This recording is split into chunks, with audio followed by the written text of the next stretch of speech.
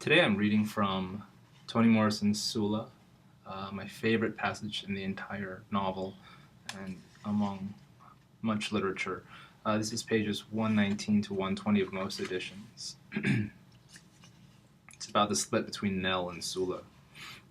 Nell was the one person who had wanted nothing from her, who had accepted all aspects of her. Now she wanted everything, and all because of that. Nell was the first person who had been real to her, whose name she knew, who had seen as she had the slant of life that made it possible to stretch it to its limits. Now Nell was one of them, one of the spiders whose only thought was the next rung of the web, who dangled in dark, dry places suspended by their own spittle, more terrified of the free fall than the snake's breath below.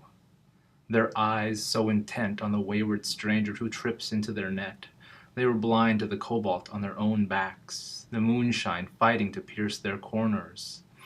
If they were touched by the snake's breath, however fatal, they were merely victims and knew how to behave in that role, just as Nell knew how to behave as the wronged wife.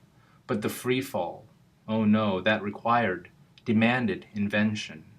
A thing to do with the wings, a way of holding the legs, and most of all a full surrender to the downward flight if they wished to taste their tongues or stay alive.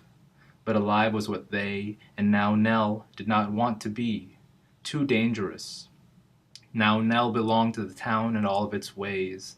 She had given herself over to them, and the flick of their tongues would drive her back into her little dry corner, where she would cling to her spittle high above the breath of the snake and the fall.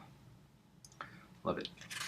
Pages 119 to 120 in Sula by Toni Morrison.